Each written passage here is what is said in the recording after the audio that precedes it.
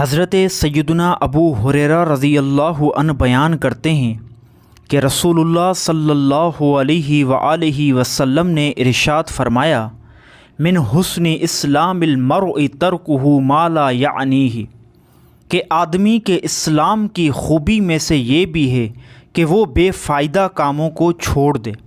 یعنی بندے کے اسلام کی خوبیوں اور کمال میں سے ہے کہ وہ ایسے کلام اور ایسی حرکات و سکنات سے بچے جو اس کے لیے دین و دنیا میں فائدہ مند نہ ہوں۔ ہمیشہ وہ کلام یا کام کرے جو دنیا یا آخرت کے لیے فائدہ مند ہو، کہ حضور نبی کریم صلی اللہ علیہ وآلہ وسلم نے ارشاد فرمایا، جنتیوں کو جنت میں ان لمحات پر افسوس ہوگا جنہیں اللہ پاک کے ذکر کے بغیر گزار دیا تھا۔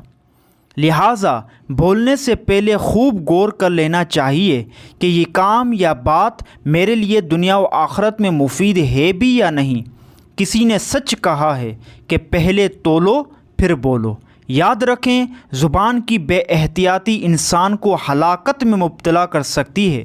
ایسا کام یا ایسی بات جو بے فائدہ ہو، بے معنی ہو، اسے چھوڑ دینا چاہیے، کہ حدیث شریف میں اسے بندے کے اسلام کی خوبی کہا گیا ہے، اور سوچ سمجھ کر کلام کرنا چاہیے۔